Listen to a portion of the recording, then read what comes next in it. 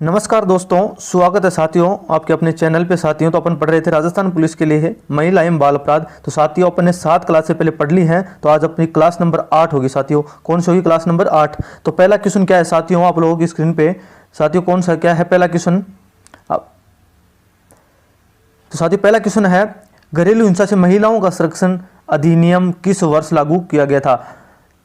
क्या 14 नवंबर 2012 को, 15 जनवरी 2016 को, 26 अक्टूबर 2006 को, या 1 नवंबर 2007 को? साथियों, 14 नवंबर 2012 की बात करता हूं तो यानी कि पोक्सो एक्ट लागू किया गया था। कौन सा? यानी कि लैंगिक अपराधों से बालकों का संरक्षण अधिनियम 2012, जिसे इंग्लिश में बोलते हैं protection of children from sexual offences, यानी कि लैंगिक अपराधों से बालकों का संरक्षण अधिनियम 2012 लागू किया गया था। साथियों, 15 जनवरी 2016 की बात करता हूं तो किशोर न्याय बालकों की देखरेख संरक्षण अधिनियम को लागू किया गया था। तो 2015 का एक्ट था और 15 जनवरी और 2016 को क्या होता है, लागू होता है।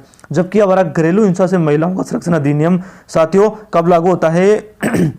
ये 26 अक्टूबर 2006 को लागू होता है। जबकि 1 नवंबर 2007 की बात करता हूं प्यारे मित्रों, तो 1 नवंबर 2007 को बाल विवाह अधिनियम जो 2006 का अधिनियम था 1 नवंबर 2007 को लागू होता है। और जबकि 26 अक्टूबर 2006 को ये कौन सा लागू होता है? अपना घरेलू हिंसा से महिलाओं का संरक्षण अधिनियम 2005 का अधिनियम है साथियों। और जबकि लागू होता है ये 2006 में, और इसमें 5 अध्याय और 37 धाराएं हैं। 5 अध्याय और 37 धाराएं हैं। तो अपना ऑप्शन नंबर सी राइट हो जाएगा।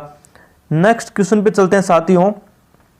दहेज प्रतिषेध अधिनियम 1961 के अनुसार दहेज लेन देन या उकसाने के लिए कितनी सजा का प्रावधान है? सबसे पहले तो आपको यह पता होना चाहिए कि दहेज लेन देन की मतलब दहेज निषेध अधिनियम की कौन सी धारा में है। तो धारा की बात करता हूं तो धारा 3 में क्या है, ये इसकी परिभाषा दी गई है, यानी कि दहेज कोई लेना या दहेज देना। तो ये क्या आपके ऑप्शन है साथियों? क्या 5 वर्ष का कारावास या 15,000 रुपये का जुर्माना, 3 वर्ष का कारावास या 15,000 रुपये का जुर्माना, 2 वर्ष का कारावास या 10,000 रुपये का जुर्माना, 5 वर्ष का कारावास और 15,000 रुपये का जुर्माना। तो साथियों, ऑप्शन को अच्छे से पढ़ के, तो ये इसमें अपने यहाँ या दे रखा है या और दे रखा है, तो मतलब ये इसमें 5 वर्ष का कारावास और 15,000 रुपये का जुर्माना हो जाएगा। तो अपना ऑप्शन नंबर क्या हो जाएगा? डी राइट हो जाएगा। ऑप्शन नंबर डी राइट हो जाएगा। दहेज निषेध प्रतिषेध अधिनियम 1961 का अधिनियम है, जबकि लागू होता है ये 1 जुलाई 1961 को क्या होता है साथियों? लागू होता है। नेक्स्ट क्वेश्चन पे चलते साथियों। नेक्स्ट क्वेश्चन, तीसरा क्वेश्चन आपकी स्क्रीन पे। स्त्री अशिष्ट रूपेण की परिभाषा स्त्री अशिष्ट रूपेण प्रतिषेध अधिनियम 1986 की किस धारा में वर्णित है? अधिनियम कब का है साथियों? 1986 का अधिनियम है। जबकि धारा 2 क में, धारा 2 ख में, धारा 2 ग में, या धारा 2 अड़े में? तो साथियों किस में है? आप फटाफट कमेंट करके बता दीजिए। 2 क की बात करता हूं, इसमें विज्ञापन संबंधी प्रावधान किए गए, नहीं विज्ञापन पर प्रतिबंध। जबकि धारा 2 ख में विज्ञापन जो होते हैं उनको वितरित करने पर क्या है, प्रतिबंध का उल्लेख है। जबकि धारा 2 ग है, इसमें क्या है, स्त्री अशिष्ट रूपेण की क्या है, परिभाषा दी गई है। तो अपना ऑप्शन नंबर सी राइट हो जाएगा।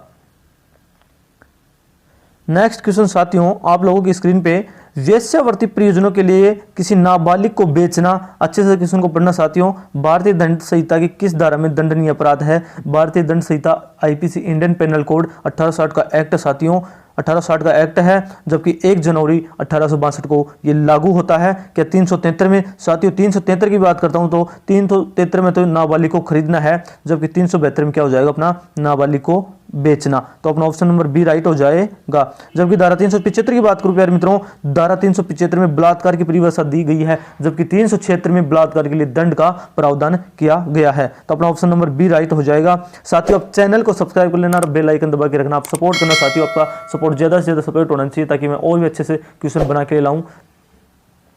नेक्स्ट क्वेश्चन की बात करें साथियों, 5वां क्वेश्चन आपकी स्क्रीन पे।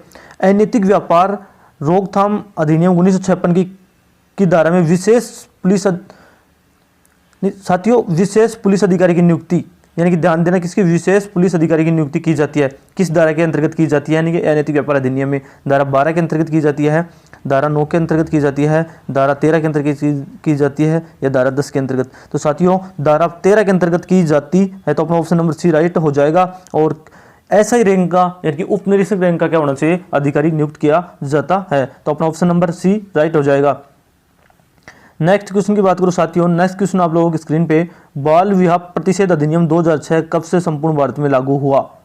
तो आप बता दीजिए फटाफट कमेंट कर। 1 जुलाई 1961 को, इससे तो 1 जुलाई 1961 को तो दहेज प्रतिषेध अधिनियम लागू होता है। 26 अक्टूबर 2006 को अपने बात की घरेलू हिंसा अधिनियम लागू होता है। 1 नवंबर 2007 को, 1 नवंबर 2006 को, तो 1 नवंबर 2007 को, तो 1 नवंबर 2007 को क्या होता है, बाल विवाह प्रतिषेध अधिनियम लागू होता है। तो अपना ऑप्शन नंबर डी राइट हो जाएगा, जबकि 2006 का अधिनियम है और 7 को लागू होता है।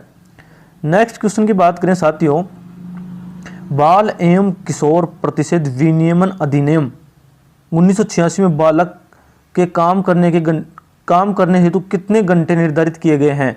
यानी कि जो 1986 का अधिनियम में बाल एवं किशोर श्रम, तो उसमें जो बालक होता है, 14 बालक कौन होता है इसमें? 14 वर्ष कमाई को बालक होता है। जिसको 14 वर्ष कमाई के बालक को तो जोखिम का किसी भी कार्य में नहीं लगाया जा सकता घरेलू व्यवसाय को छोड़ के, जबकि 14 से 18 के बीच में जो बालक होता है उसको यानी कि खतरनाक कार्यों में नहीं लगाया जा सकता। तो अगर लगाया जा सकता है तो जैसे नॉर्मल कार्यों में तो कम से कम 3 घंटे तक लगातार लगाया जा सकता है, बीच में 1 घंटे का रेस्ट मिलेगा, फिर 3 घंटे करवाया जा सकता है और सप्ताह में 1 दिन छुट्टी रहेगी। तो अपना ऑप्शन नंबर 3 क्या हो जाएगा, सी राइट हो जाएगा, यानी कि 3 घंटे हैं। नेक्स्ट बात करूं साथियों, नेक्स्ट आप लोगों की स्क्रीन पे पोक्सो, यानी कि पोक्सो की आपकी सबसे पहले तो आपको पता होना चाहिए पोक्सो की फुल फॉर्म क्या है साथियों, पूछी जा सकती है। तो पोक्सो की फुल होती है protection of children from sexual offences, और इसका हिंदी में पूरे नाम की बात करता हूं तो लैंगिक अपराधों से बालकों का संरक्षण अधिनियम 2012। तो अपना क्वेश्चन की बात करते हैं, पोक्सो अधिनियम में बालक की चिकित्सीय परीक्षण किस धारा के अंतर्गत किया जाता है? तो धारा 25 के अंतर्गत किया जाता है। किस बता दीजिए आप फटाफट कमेंट करके। धारा 24 के अंतर्गत किया जाता है, धारा 28 के अंतर्गत किया जाता है या धारा 27 के अंतर्गत किया जाता है? तो साथियों धारा 25 की बात करता हूं तो इसमें तो मजिस्ट्रेट के समक्ष बयान है, यानी बालक का मजिस्ट्रेट के समक्ष बयान किसमें, धारा 25 में। धारा 24 में बात करूं तो बालक के कथन को लिखना, धारा 24 में क्या है, बालक के कथन को लिखना। धारा 28 में बात करता हूं विशेष न्यायालय की स्थापना है साथियों, ये भी इंपॉर्टेंट है साथियों, इसको भी याद रखना। धारा 28 में क्या है, विशेष न्यायालयों की स्थापना, जबकि धारा 27 में अपना क्या हो जाएगा, बालक का चिकित्सीय परीक्षण अपना धारा 27 में हो जाएगा। तो अपना ऑप्शन नंबर डी प्यारे मित्रों राइट हो जाएगा। साथियों आप चैनल को सब्सक्राइब करना, अपना बेल आइकन दबा के रखना और टेलीग्राम को ज्वाइन करना साथियों, उसकी पीडीएफ आपको मिल जाएगी। ज़्यादा से ज़्यादा साथियों सपोर्ट करना, अपना सपोर्ट यूं ही बना के रखना।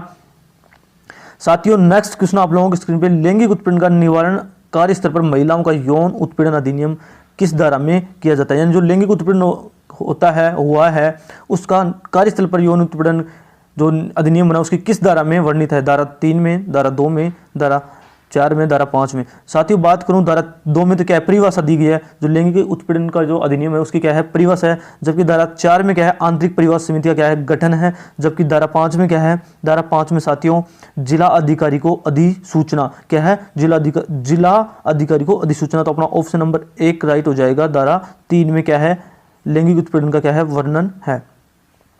नेक्स्ट साथियों अपना आखिरी क्वेश्चन, विशेष साथियों किशोर न्याय अधिनियम में बाल कल्याण समिति का गठन किस धारा में किया जाता है? साथियों अब ज़्यादा से ज़्यादा सपोर्ट करना साथियों।